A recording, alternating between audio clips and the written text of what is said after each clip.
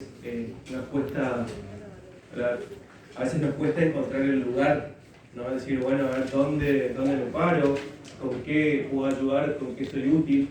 La idea de esta clase es ver un poco el manejo del paro en quirófano, y si ustedes se ponen a ver paro cardíaco, van a ver que depende del escenario en el cual se encuentre, cómo va a ser el manejo. ¿Sí? No es lo mismo un paro en vía pública que un paro en el hospital, y tampoco es lo mismo un paro en quirófano que en cualquier otra parte del hospital. ¿Sí? Porque en quirófano el paciente, como ustedes saben, generalmente están cercanos a un monitoreo, tenemos un monitoreo más a mano, ¿sí?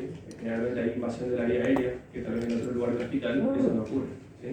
Entonces vamos a tratar de darlo focalizado a quirófano y traté de alguna forma tratar de adaptarlo para ustedes, para que ustedes como técnicos puedan decir, bueno, a ver cuál es la parte donde yo puedo participar, donde yo puedo aportar más. ¿Sí? Así que cualquier cosa que ustedes vean, algunas cosas voy a ir un poco más rápido, ¿sí? Porque la idea no es dar todo el tema, todo en profundidad, sino tratar de dar lo más frecuente, lo que a ustedes les atañe más, y después poder practicar un poco. ¿Sí? Pero si llegan a ver algo, me frenan, levantan la mano y desarrollamos como para que quede claro. ¿Está bien?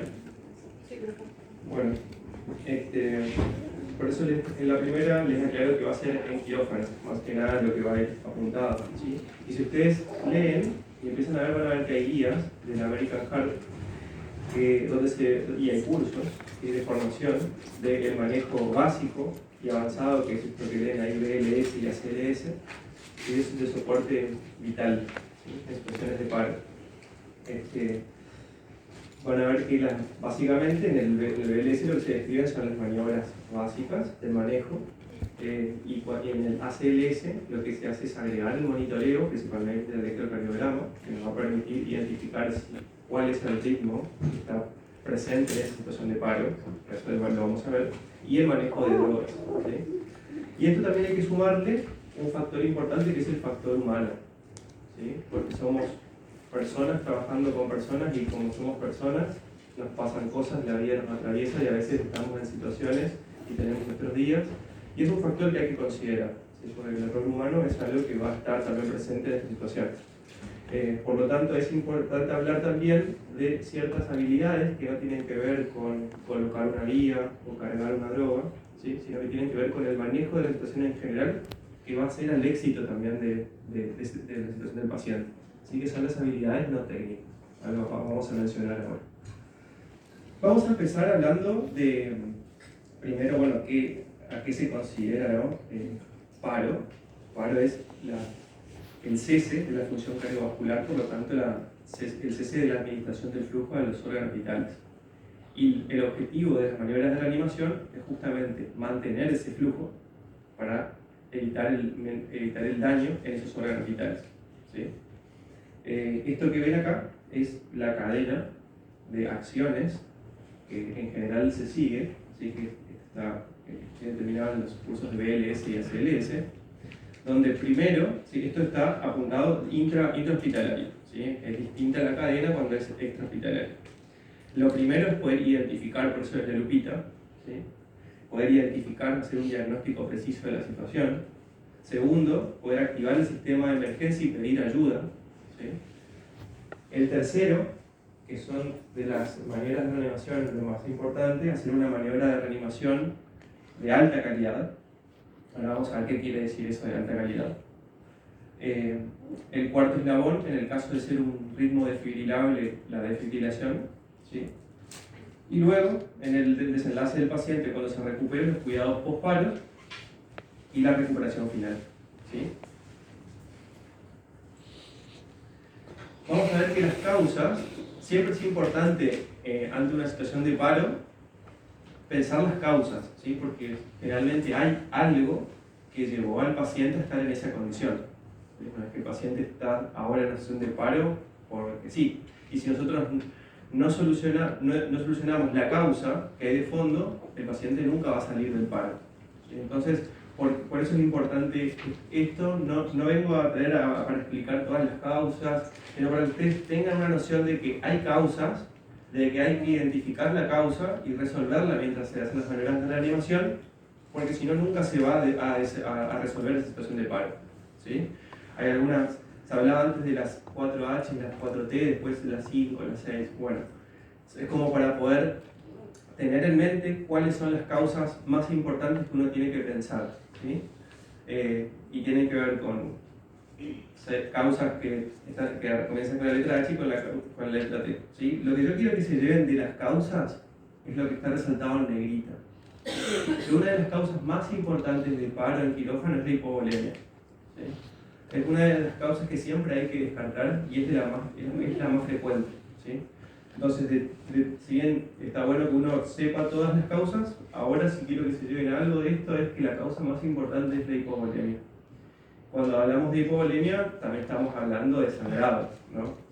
Sabemos que si el paciente tiene un sangrado abrupto, el volumen de sangre en ese paciente va a ser menor, o sea, está en estado de hipovolemia. En este aspecto, sangrado, shock, hipovolemia, estamos hablando de lo mismo. Otras causas frecuentes de quirófano son las que les puse ahí en segundo y tercer lugar, que son las bradiarritmias, ¿sí? O sea, frecuencias cardíacas en descenso, que van tendiendo al bajo gasto y pueden desembocar en un paro, y la isquemia cardíaca, ¿sí? Estas son las, según el DAP7, que es un estudio que se hace a gran escala, son las causas más frecuentes de paro intraquirófano, ¿sí? Después hay otras causas, ¿sí? Que cuando practiquemos seguramente van a leer o lo habrán leído. Son causas que nosotros nos encontramos en quirófano, complicaciones que pueden desembocar en un paro, ¿sí? Por ejemplo, un bloqueo neuroaxial alto, ¿sí? ¿Se entiende eso? ¿Por qué, por ejemplo, podría ser? Cuando se produce un bloqueo alto. Cuando se hace una raquia alta.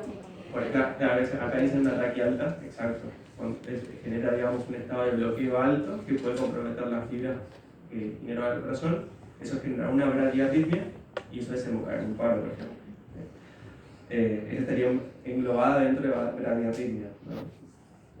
Y así hay, digamos, todas las causas: sobredosis de anestésicos, intoxicación por anestésicos locales, hipertermia maligna, provocos más severos. Son todas causas que se pueden dar en quirófano, que son importantes conocerlas, pero las más importantes son las tres que están en negrita. Perfecto. ¿Cómo identificamos que el paciente está en paro? ¿Sí? Uno puede decir, bueno, perdimos algún monitor, ¿sí? Pero no tenemos más saturometría, no tenemos tensión arterial media, teníamos por ejemplo una arteria, perdimos la curva de la arteria, ¿sí? Podrían ser indicadores, ¿sí? Podrían ser indicadores, pero el indicador fiel de que estamos en un paro es que no hay pulso, ¿sí? Y cuando no hay pulso nos referimos a pulso central. Pulso central quiere decir pulso a nivel carotidio, en el cuello, o en la ingle del pulso femoral, ¿sí? ¿Por qué no serían representativos, por ejemplo, el pulso radial, el pedio, si tenemos puesto una arteria o un saturómetro? ¿Alguien quería decir algo? Porque es periférico. No es tan fidedigno. Acá tenés más chance de sentirlo un poco más, ¿no? O sea, eso va por el lado de que podríamos tener un pulso central sin tener un pulso periférico. Podríamos estar en una situación tal que el sistema está todavía soportando con la energía que tiene, con los órganos vitales, y las zonas periféricas ya no sentimos el pulso. Entonces, lo que dice acá es que tenés más chances de sentir el pulso en arterias grandes, a nivel central, que a nivel periférico.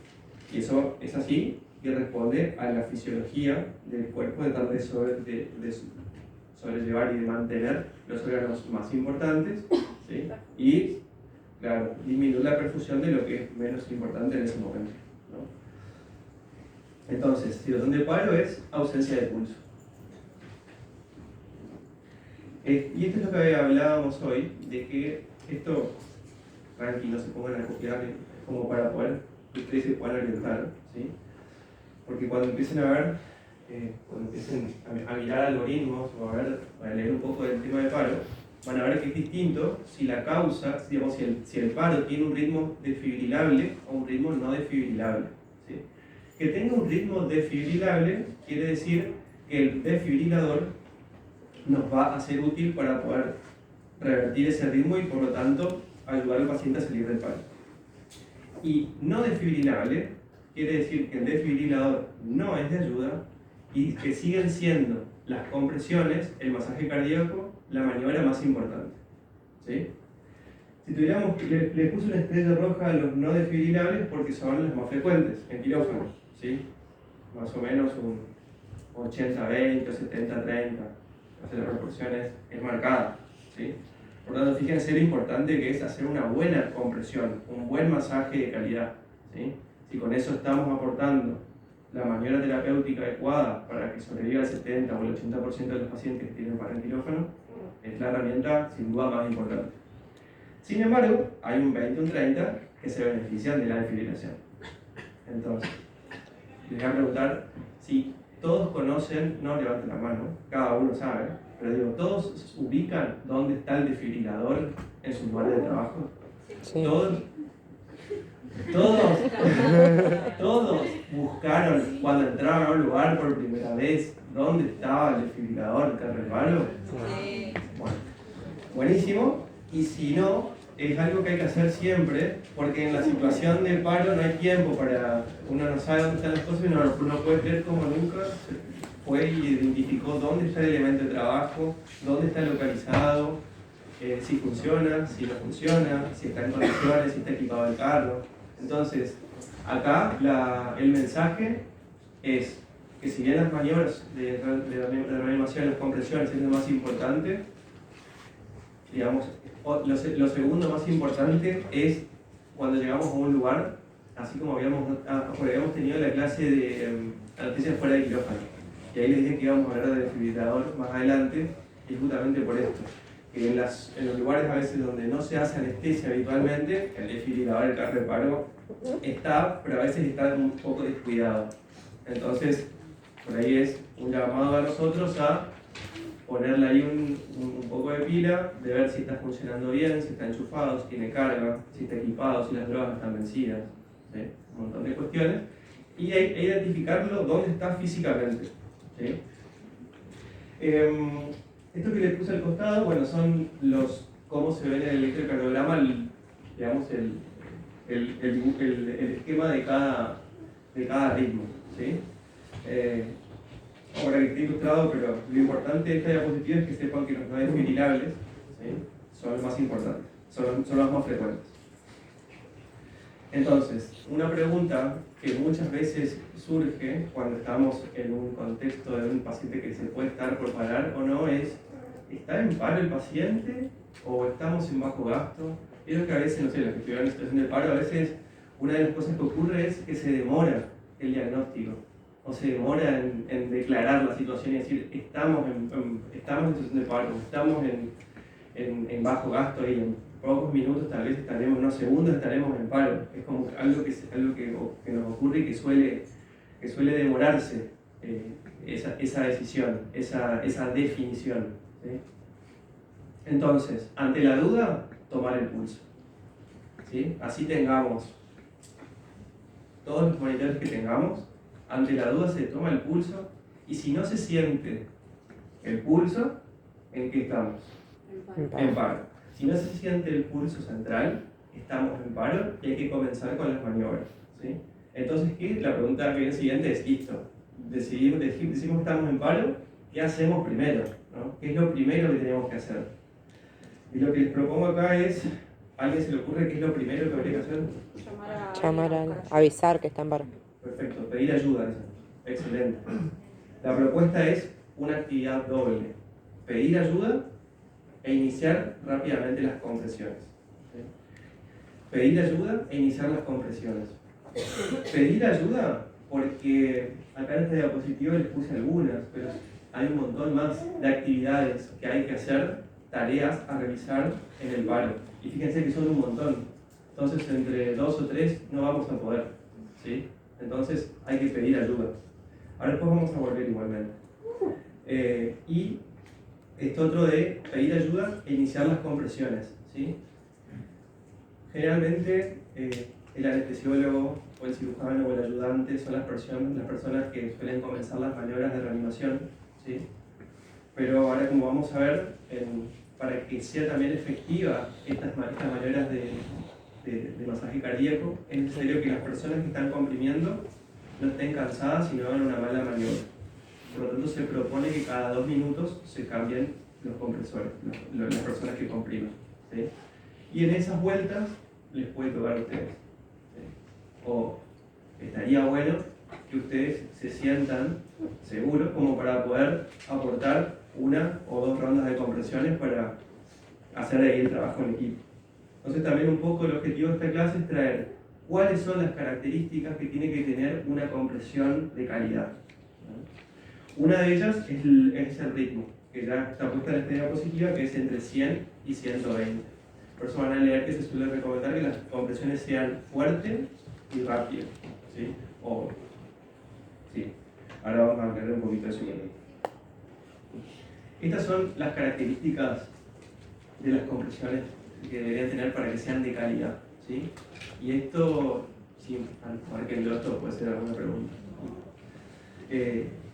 La primera es la frecuencia, ¿sí? Que sea entre 100 y 120, ¿sí? Esto está, antes se hablaba hasta 100, después se vio que entre 100 y 120 es lo óptimo, ¿sí? ¿Por qué no? ¿Y por qué no menos o por qué no más? Pensamos que si es menos, es tal vez una frecuencia que no llega a administrar un flujo adecuado para mantener bien perfundidos los órganos vitales, ¿sí? Corazón, cerebro, riñones. ¿Y por qué no más rápido? Porque pensamos que nosotros pasamos a tener en nuestra mano la función del corazón de ese paciente. Y el corazón del paciente, como todos los corazones, tiene 2 fases, ¿no? Una de contracción y una de relajación. Una de sístole y una de diástole. Y el corazón manda la sangre en sístole, pero cuando se relaja, recibe él la sangre. O sea, en el momento en el que el corazón se relaja es en el momento en el que él se irriga. Entonces, hay que permitir, si nosotros comprimimos muy rápido, no estamos dando tiempo a esa fase de diástole para que pueda ingresar sangre al miocito. Entonces, por eso es importante que sea en ese rango, que no sea más rápido. El segundo punto, que sea en el punto correcto, ¿sí? Eso quiere decir, en el esternón del paciente, si lo dividiéramos en 3, sería el tercio inferior, ¿sí? Ni muy sobre ese punto, ni por debajo, porque se pueden generar fracturas también. Entonces hay que ser también cuidadoso con la maniobra en el lugar donde se coloca y cómo van las manos colocadas, ¿sí? Generalmente se coloca una mano abierta, la palma, apoyando el talón de la mano en ese punto, y la otra mano por arriba apoya, ¿sí? Y es importante también que cuando se realiza la maniobra, lo vamos a practicar, sea con los brazos extendidos, ¿sí? Que los codos estén extendidos, que los codos no hagan este movimiento de flexión y extensión, sino que sea más bien un trabajo tal vez de hombros, con los codos extendidos, ¿sí? A una profundidad más o menos, les puse entre 5 centímetros, les puse entre comillas, pues siempre va a depender del paciente, ¿sí? Van a ver que los pacientes que tenemos hoy, algunos son simuladores pediátricos, pero vamos a tomar como adultos delgados, y otros tal vez adultos con el tórax un poco más grande, más desarrollado, y uno tiene que tener esas consideraciones también cuando va a hacer una maniobra de reanimación, ¿sí? Con qué intensidad o qué profundidad, de acuerdo al paciente. No es lo mismo 5 centímetros en él que en el otro paciente, ¿sabes? Permitir la completa expansión del tórax, ¿sí? Esto tiene que ver, por un lado, con lo que les decía de poder dejar ingresar el flujo del corazón, pero también es que pueda ingresar el flujo al tórax, ¿sí? Acuérdense que el flujo va a circular, va a ir desde el tórax hacia el extratorácico y luego desde el abdominal va a volver a ingresar al tórax. Entonces, ese permitir de la expansión total del tórax permite que el flujo del abdomen ingrese al tórax, ¿sí? Si nosotros no permitimos, la maniobra no es de calidad, ¿sí? El flujo que está llegando al corazón para que sea bombeado hacia nuestra maniobra no va a ser adecuado. Otra característica importante es que las interrupciones sean mínimas, ¿sí? Que se interrumpa lo menos posible, ¿sí? Una de las situaciones donde se interrumpe es para chequear el ritmo, ¿sí? En ese momento sí. ¿Por qué? Imagínense que uno está haciendo compresiones sobre el tórax, va a ser imposible ver un ritmo en el electrocardiograma. Entonces, en ese momento, que es cada 2 minutos, ¿sí? Justo coincide con el cambio de compresión, es uno de los momentos en los que se puede parar la compresión, pero si no, se interrumpe lo menos posible, ¿sí? Otra cosa importante es que en el caso de esos pacientes, ese 20-30% que necesita ser desfibrilado, ¿sí? Muchas veces se realiza la desfibrilación y nos quedamos todos mirando a ver si el paciente salió del ritmo o cambió el ritmo, ¿sí? Y lo importante en eso es acordarnos que una vez que se desfibrila, hay que reanudar rápidamente de nuevo los masajes periféricos, ¿sí? Imagínense que es como un reseteo que se le hace al corazón, esa desfibrilación, es como un reseteo, y en ese reseteo y en ese mareo del corazón hay que acompañarlo, ¿sí? Hay que acompañarlo con un ciclo y después chequear, ¿sí? Entonces fíjense hasta dónde se trata de minimizar las interrupciones de las compresiones, que hasta se desfibrila, se continúa y después se chequea el ritmo. Y algo importante es que nosotros tenemos en quirófano generalmente un monitor que es muy bueno para medir la calidad de las compresiones, ¿sí? Que es el capnógrafo. Ustedes saben que la capnografía es un indicador indirecto de gasto cardíaco. Entonces, como monitor de cómo estamos haciendo la compresión, suele ser de utilidad el capnógrafo si el paciente está intubado, ¿sí? Entonces, ¿cuánto? Más de 10, ¿sí? Con un valor mayor a 10 es orientativo de que estamos haciendo una maniobra buena. Si es menos de 10, generalmente hay cosas para mejorar. Inclusive ahora vamos a ver que cuando la capnografía aumenta mucho, generalmente por más de 40 y por un tiempo prolongado, nos está indicando muchas veces que el paciente salió del paro. O sea, el capnógrafo es un gran aliado para nosotros que estamos en quirófano y que está el monitor colocado como sensor de cómo estamos comprimiendo y también de cómo va la evolución del paciente. ¿Alguna duda sobre el tema de compresiones? ¿Vale? Estas son las tareas o las actividades que hay para algunas, ¿no? Hay muchas más. Traté de acomodarnos más o menos como para armar un orden de qué actividades hay o tareas para distribuir en un escenario de paro.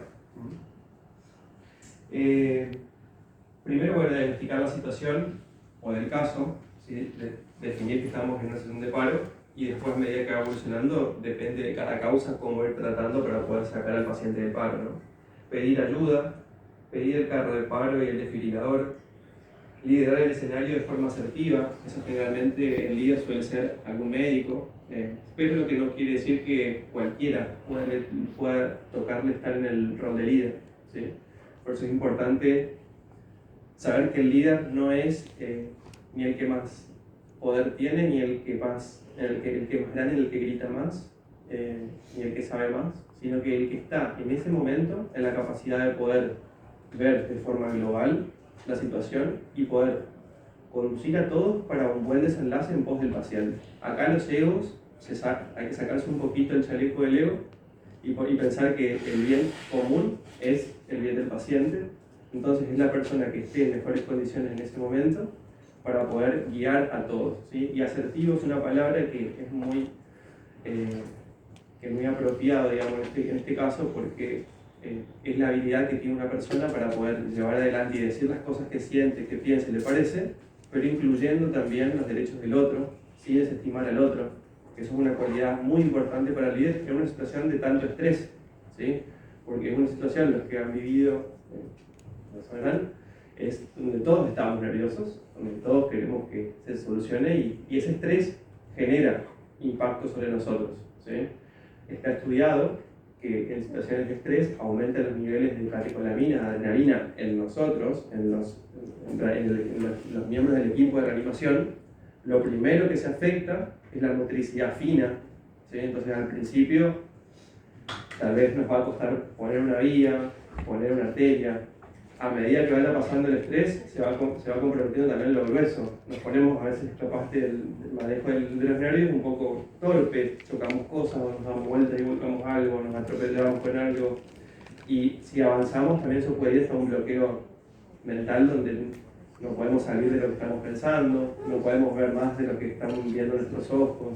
¿Sí? Entonces, son cuestiones que hay que tener en cuenta y que hacen al desarrollo del escenario. Fíjense, eso es manejo del estrés, o sea, va más allá de lo que hemos aprendido hay que hacer desde primer año.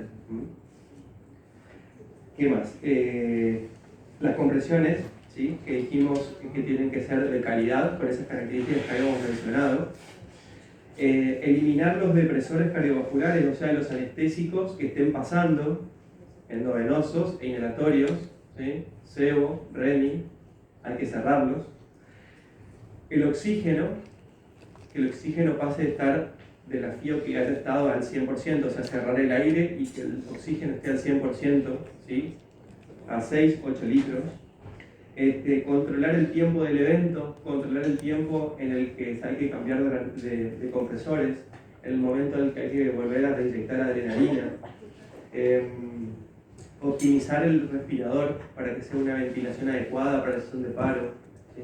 Ahí les puse entre paréntesis cuáles son las características, ¿sí? Como para que ustedes tengan en cuenta, pero esto más que nada viene a traer que hay un montón de actividades para hacer. ¿Sí? La comunicación, que es otro elemento importante, comunicarse tanto con la gente del quirófano como con fuera del quirófano. Muchas veces necesitamos mandar una muestra al laboratorio, pedir alguna derivada de hemoterapia o hablar con alguna unidad cerrada como de terapia intensiva o coronaria. ¿Sí? Entonces son un montón de tareas que hay que realizar y por ahí se me ocurre que algunas que podemos decir que estarían como más abocadas o que podrían ustedes focalizar, eso traté de pensarlo desde ponerme en su lugar y decir, bueno, a ver cuáles podrían ser las tareas que yo como técnico diría, bueno, son las que me parece que podemos priorizar. ¿Sí?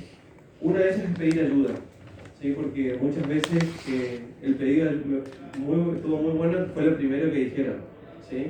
Porque a veces se demora también eso, así como a veces demoramos en definir la situación de paro, a veces se demora el pedido de ayuda. Entonces, cuando eso no ocurre, una sugerencia que pueden tener ustedes es: quieren que pida ayuda, quieren que llame al anestesiólogo al lado, quieren que llame, ¿sí? Siempre esa actitud proactiva suma siempre. Segundo, pedir el carro de paro, que dijimos que a partir de ahora, cuando lleguemos a un lugar, seguro que vamos a ir a ver a dónde está y vamos a ver que funcione bien. Así que tranquilamente es algo que pueden pedir ustedes. Otra cosa que pueden hacer es, siempre hablando con el anestesiólogo, ¿no? Pero el cierre de los anestésicos y poner el oxígeno al 100, ¿sí? Es algo que ustedes se pueden poner en la lista mental como actividades a realizar. Los monitores, ¿sí? Ustedes colocan los monitores y ustedes saben mejor que nadie cómo van colocados los monitores. Entonces, cuando empiezan con, no, debe ser que el monitor se desconectó, no se habrá salido el oxímetro, no se desconectó el electro. Bueno, ustedes mejor que nadie saben cuándo están bien colocados y cuándo están midiendo bien. Entonces, eso me parece que es una actividad fundamental también suya.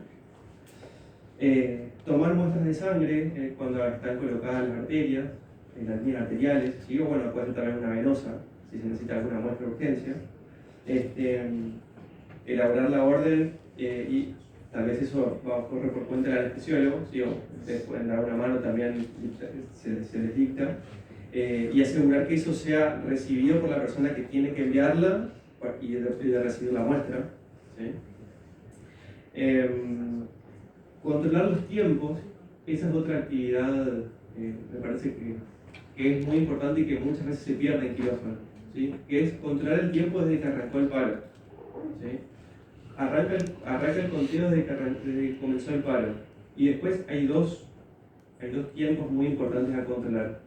Uno es que cada 2 minutos habría que chequear que la persona que está comprimiendo de forma efectiva y no necesita ser relevada. ¿Sí? Y si se cumplieron esos 2 minutos, lo ideal es cambiar de persona que comprime. ¿Sí? Eso es un tiempo muy importante a controlar. Y el segundo tiempo muy importante a controlar es el tiempo de la adrenalina. ¿Sí?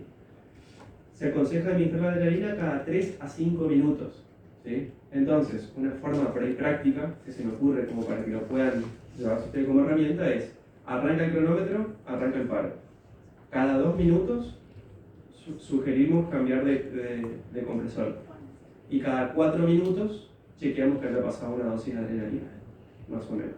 Entonces van chequeando cada 2, cada 4, y cuando cae 4 también es compresión. ¿Está claro? Como para que les quede más o menos un esquema.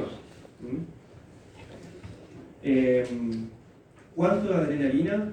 Para una de estos, siempre hablando de paciente adulto. ¿Sí? Generalmente es 1 miligramo, o sea, es la ampolla. ¿Sí?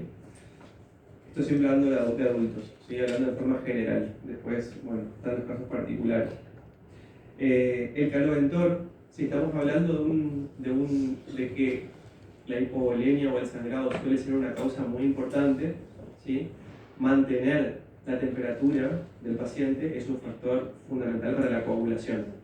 ¿Sí? Entonces, muchas veces lo que pasa es que el caloventor no se colocó, o se colocó y se desenchufó. Entonces, otra cosa que hay que chequear, ahí se los puse, es que esté colocado o si se colocó, si está funcionando.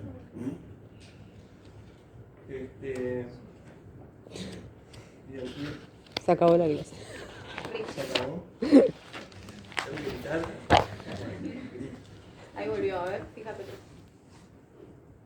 ¿Hola? No. No. Volvió parcial.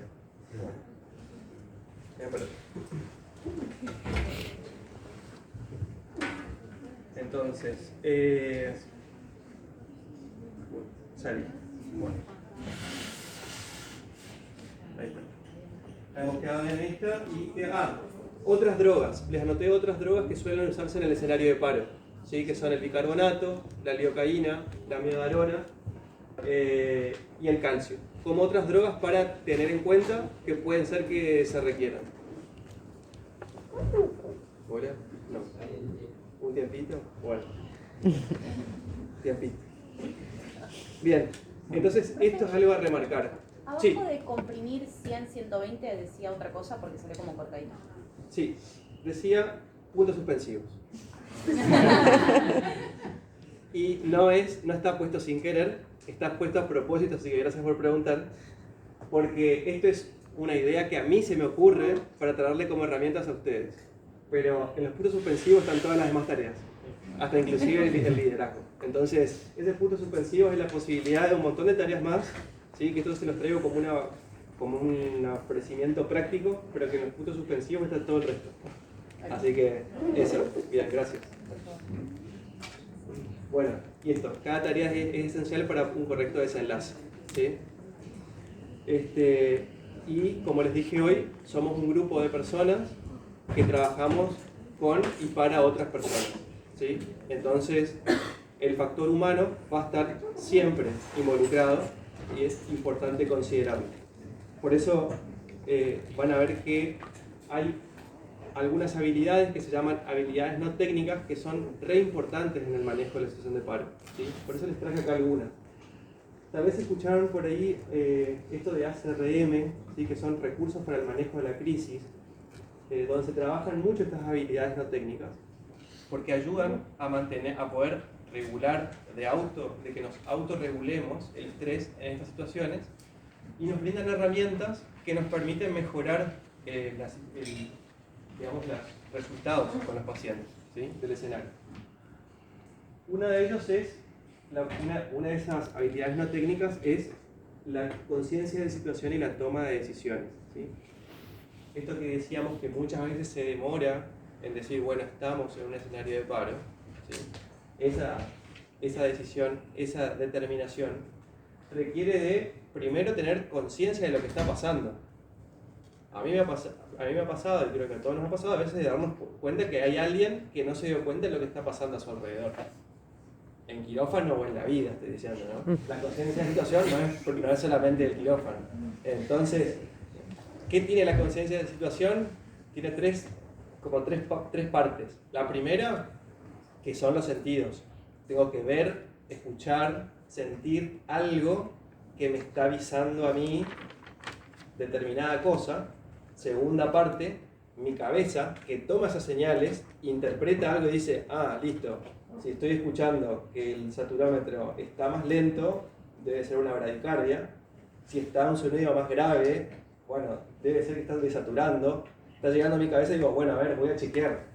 Y la tercera es justamente eso. Voy a chequear, voy a hacer algo con esta información que recibí y que mi cerebro interpretó, ¿sí? O sea, fíjense que es un proceso de varios engranajes que es importante que ocurra para que después la toma de decisión sea efectiva, ¿sí? No se puede tomar una toma de decisión sino que lo hagamos interpretar y hacer un linkeo de eso en nuestra mente, ¿sí? Otra herramienta importante es esta que les traigo acá, el uso de ayudas cognitivas. En sus lugares de trabajo, en los hospitales, donde están, pudieron ver si hay ayudas cognitivas o manuales cerca de la máquina, en los monitores. ¿Sí? Sí, perfecto. Bueno, ya hace varios años se está incentivando mucho el uso de las ayudas cognitivas y esto viene un poco también a sacar un poco esta estructura vieja, arcaica de hay que saber todo, tiene que estar todo en mi cabeza y tiene que salir de acá porque yo soy la persona que sé y yo soy la persona que tiene que saber, ¿sí? Somos personas y nos puede pasar que estemos en una situación de paro y que nos quedemos en blanco, ¿sí? Entonces, la ayuda cognitiva es una ayuda muy útil para poder sacarnos de ese lugar y saber cómo avanzar, cómo seguir, ¿sí? Ayuda tanto a detectar las causas como a, dentro de la situación de paro en general, poder avanzar, ¿sí? Acá tenemos unos manuales que ahora cuando practiquemos los vamos a usar.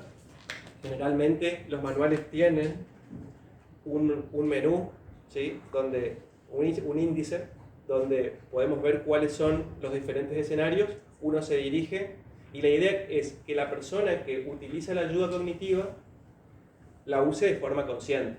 O sea, si yo agarro la ayuda cognitiva, abro donde es asistolia, paro por asistolia y lo leo, nadie me escucha, ni siquiera yo estoy escuchando, el recurso está mal utilizado. O si el mismo que está acá está controlando el tiempo, ¿sí? La idea es que una persona se ocupe de una tarea a la vez y que la use de forma efectiva, ¿sí? Está comprobado que el multitasking, por más de que pueda ser valorado por muchas personas, termina no siendo efectivo, ¿sí? Si uno realiza muchas tareas a la vez, quiera o no, las realiza de forma menos eficiente, ¿sí? Entonces, esto es lo mismo, el que utilice las ayudas cognitivas... Profe, te anda el micrófono. ¿Sí? Sí. Bien, ya no quería. Así no gritas. El que utilice las ayudas cognitivas... la idea es que las utilice de forma consciente, ¿sí? De que las lea y que escuche lo que está leyendo y si hay gente que lo está escuchando, que arme grupo con esa gente, ¿sí? No que sea una lectura sin sentido porque no, sería perder el tiempo, ¿no? Así que esto va a ser otra herramienta importante que vamos a utilizar. Otra ayuda cognitiva es el liderazgo y el trabajo en equipo, ¿sí? Eso un poco hablamos, y de cuáles son los roles y las responsabilidades de cada uno. Por eso me parecía piola que ustedes tengan más o menos una lista de tareas que son de las que ustedes estarían como más al alcance, más de utilidad. ¿Están de acuerdo con esa lista o les parece que hay algo que no va tanto o algo que falta agregar de esta lista que habíamos visto hoy? De esta. Ustedes, o a ver los que ya estuvieron por ahí en un escenario de paro. Sí. No tirar ninguna ampolla para tener después un control de todo lo que se le dio al paciente, podríamos ponerlo.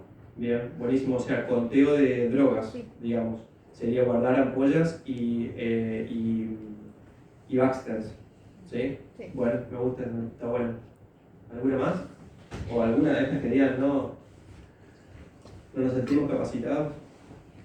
Mantener el orden de la mesa. Bien, mantener el orden, dicen. Mantener el orden afuera para mantener el orden adentro también. Sí, a veces se pone caótico el paro, así que tratar de mantener el orden está bueno. Profe, sí. Tener tipo un ambú o cosas así, porque puede ser que ya haya terminado la cirugía y entre el paro ahí y ya lo actuaste y todo, porque ha pasado. Exacto. Dicen acá tener un ambú o algo para la vía aérea en el caso de que sea poco operatorio. ¿Lo volverías a actuar? y preguntan si lo volveríamos a intubar. Bien. Si el paciente requiere ser intubado y si tenés un paro, sí, se vuelve a intubar. Sí, se vuelve a intubar. Sí, se vuelve a intubar. Más si estamos en quirófano, somos personas que estamos habituadas a intubar, estamos habituados a manejar ventilación mecánica. ¿Sí? Ok, pero primero empezás a la RCP y después intubás. Exacto. Pregunta. Si hacemos primero RCP y después intubamos. Le digo que sí. Que lo más importante es, supongamos, situación. Salió una cirugía, un paciente de una cirugía de colon, le hicieron una hemicolectomía y está en la recuperación y se empieza a sentir mareado, empieza a tener la hipotensión, ¿sí? Y en un momento se pierden los monitores, el oxímetro y la TAM, se pierde el registro del electro y el paciente no responde y la enfermera le toma el pulso y dice está en paro. Y supongamos que ustedes están ahí, ¿qué harían? Pedir ayuda y comenzar el masaje. Perfecto. Ahí nomás dicen, llama a alguien, llama al anestesiólogo, llama a un compañero y ustedes se ponen a hacer masaje. Y ustedes se ponen a hacer las compresiones, porque hoy vamos a practicar y van a salir sabiendo cómo hacer un masaje. Entonces, después vendrá el anestesiólogo, lo intubará, pero mientras tanto se comprime, porque es lo más importante, pedir ayuda y comprimir. ¿Sí? Profe, Sí. con el tema de los monitores, ¿le tenemos que dejar todos los monitores? Dejar todos los monitores, ¿puedo decir, durante el paro? Exacto. Sí, los monitores que tengan, digamos los monitores. ¿No afecta en nada, por ejemplo, si hay que desfibrilarlo? No, no pasa nada. Preguntan si afecta para desfibrilar. No, puedo decir sacar los chupetes del electro, por ejemplo, de los electrodos. No pasa nada, no pasa nada. Está perfecta la pregunta, Porque alguien me dijo que sí, por eso. ¿Sí? Ok. Como para que sea más cómodo y ¿Sí? que encima que supuestamente el desfibrilador tiene su propio Detector de carga. Exacto. Como que el desfibrilador, cuando vos apoyas las paletas, ¿sí? Te detecta el ritmo. Sí, es verdad. Pero si vos tenés el otro monitor, yo creo que no correspondería sacarlo. ¿Doc, está de acuerdo? Hola.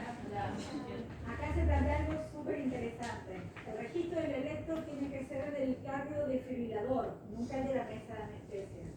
Los chupetitos para el electro, que es de la mesa, interfieren y nosotros vamos a chocar al paciente.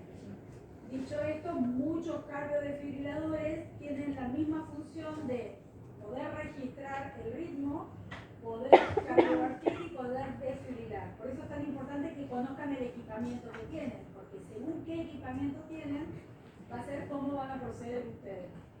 Ante la duda, si el paciente va a solicitar más de una descarga de más, la opción también es ponerlo ante lo posterior, ¿sí? Como lo vimos en varias oportunidades. Si van a hacer una cardioversión a la antigüita con alas de metal, sí tienen que sacar los chupetes de la zona de... Porque, ¿qué pasaría si dejan un chupetito del electro donde tienen que desfibrilar? Se puede quemar. No hay contacto, no se puede. Solamente en esos momentos interfiere con nuestro opcional. Si no, se deja. Buenísimo. O sea, fíjense qué importante tu pregunta, gracias. Y cómo aprendemos todos acá. Entonces, habría que sacarlo, ¿sí? Porque te expliqué con la desfibrilación. Y con respecto a los... ¿Querés preguntar? Sí, preguntaba así. No, yo quería preguntar, y en caso que estemos en asistolia, Sí, en las historias. ¿cómo...? Bueno, en ese caso no se hace descarga, ¿no? Claro, porque asistolia era uno de los ritmos que vimos dentro de los que no eran no desfibrilables, por lo tanto lo más importante es comprimir. Haces Sí. el masaje hasta que más o menos tengas el corazón en condiciones de desfibrilar. Pero puede pasar de A un veces ritmo no, a veces no ocurre nunca. A veces no, ni siquiera es que vas a pasar de asistolia a un ritmo desfibrilable y después. No, a veces el paciente recupera la circulación directamente de la asistolia. ¿Y no puede ser o de al la revés? actividad. Puede ser que vos Por eso tengas un también. ritmo no desfibrilable y después se genere un ritmo de desfibrilación y la tengas que desfibrilar. No, Sí, al revés. sí, también. Por eso. Podría por eso era mi ocurrir. pregunta. Como podría ocurrir. Por eso es importante darse cuenta en qué momento estamos Claro, sí, obviamente. actualmente y cuál es el ritmo que tiene el paciente en ese momento para saber cuál es el tratamiento más adecuado. No estamos hablando tanto de la ventilación, porque estamos hablando de una situación en quirófano, ¿sí? Donde no tenemos abordaje de la vía aérea generalmente, claro, suele ser algo que ya solemos hacer o que es muy fácil de abordar para nosotros. Por eso estoy tratando de darle más el aspecto circulatorio, ¿sí? Que es donde uno va a tener más cosas para hacer. Y cuando, por ejemplo, van a desfibrilar, no importa que sigamos teniendo el flujo de oxígeno, o sea, lo dejamos igual. Bien, acá preguntan en caso de desfibrilación, ¿qué consideraciones habría que tener, además de, por ejemplo, como dijimos, sacar los electrodos? Pregunta si el oxígeno que se le está administrando habría que interrumpir, ¿sí? La respuesta es sí, habría que cortar el flujo de oxígeno, clampear el tubo y desconectarlo, ¿sí? O desconectarlo, para que no haya un flujo de oxígeno constante en ese momento. ¿Sí? Así, una pregunta. Sí. Un paciente quemado en tórax, Sí. hay que hacerle compresiones. Un paciente, perdón, quemado. Quemado, claro. Justo, digamos, en la zona. Ajá. Que tiene una quemadura en el tórax. ¿Quiero responder? ¿Por qué no podrías hacerle compresiones? No sabía, por eso pregunto. No, es que la no continuidad de la piel en todo caso es una barrera para otros temas, pero vos harías todas las mismas acciones. Es difícil poner electrodos, sí. Es difícil que adhiera los electrodos, sí. Posiblemente, algo que tengan las paletas autoadhesivas que vienen con un gel conductor especial, va a ser difícil dar que los conocimientos de un ritmo, una piel en circuito o un ascensor. Pero las compresiones y el rescate y lo que es RCP es exactamente igual. Gracias. Tengo una pregunta con respecto. Cuando, por ejemplo, tenemos cirugías donde el paciente está boca abajo, directamente. Cirugía con paciente boca abajo. Agarramos y lo damos vuelta, de la forma que sea. Se da vuelta. Hay descritas reanimaciones con el paciente en decúbito ventral, pero creo que es más efectivo. Sí, dígalo. No, pero esto me gusta más que sea redondo a que. Toda la epidemia que estamos atravesando, que sigue hoy, que es el COVID, lo que trajo fue una cantidad, bueno, en la 7 está también, lo que es reanimación en decúbito ventral. Ustedes recuerden que los pacientes pasaban gran cantidad de tiempo en el día intubados en decúbito ventral. Y la posibilidad de ponerlo en decúbito dorsal nos da, porque la incisión de la cirugía lo permite, lo hacemos. Y si no, se hace las compresiones interescapular, igual que se harían en el tórax, pero en la espalda. ¿Son igualmente efectivos? Son igualmente efectivas. Sí, se comprobó, no es tan efectivo como tener al paciente en el decúbito dorsal, pero sí se puede comprimir en decúbito ventral. De hecho, se han hecho infinidad de reanimaciones en el COVID justamente por esta misma situación y se comienza de esta manera. Doctora, ¿le puedo hacer una pregunta?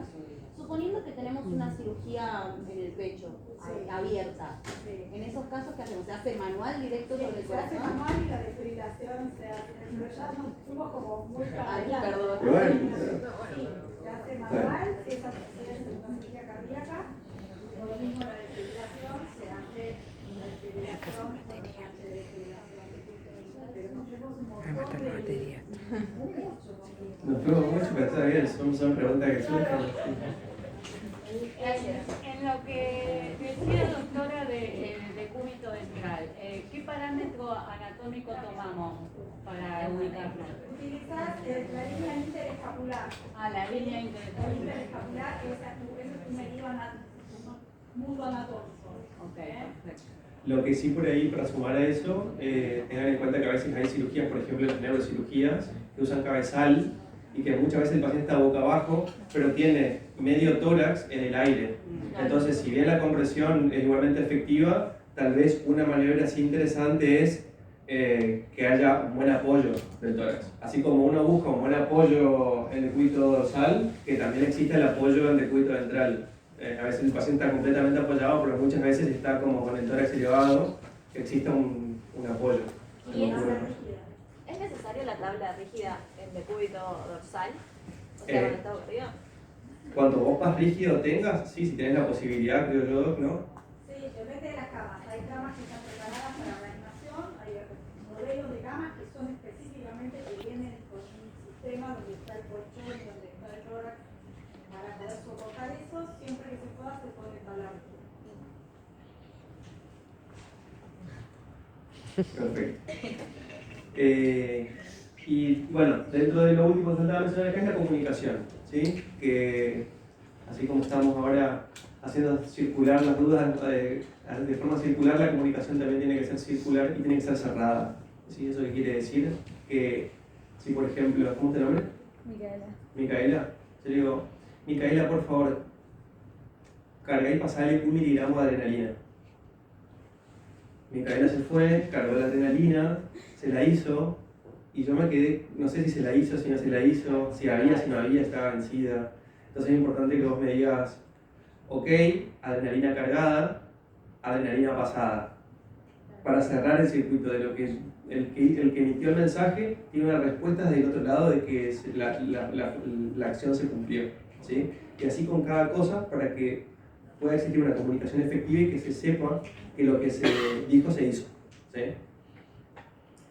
Bien.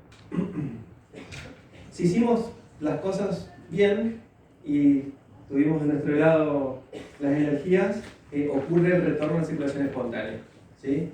Eso quiere decir que básicamente hay presencia de pulso, ¿sí? Si tenemos cambiografía, suele evidenciarse un aumento de la cambiografía sostenido, ¿sí? Y marcado, generalmente más de 40. Y si teníamos colocada una arteria, también se puede ver presencia de la curva, ¿sí? Pero la presencia de pulso es lo que va a definir. Así como la ausencia de pulso define el paro, la presencia del pulso después de la reanimación nos está indicando retorno a la circulación espontánea, ¿sí? Luego de esto, si el paciente sale de la situación de paro, viene una serie de cuidados, que son los cuidados post-paro, ¿sí? Que es otro tema, ¿sí? Pero que hasta acá vamos a llegar en la evolución del caso, ¿sí? Lo que vamos a hacer ahora, si no tienen más dudas, preguntas, vamos a acomodar acá para poder practicar un poco las maniobras, ¿sí? La idea es que tengamos en mente esa diapositiva que estaba en rojo.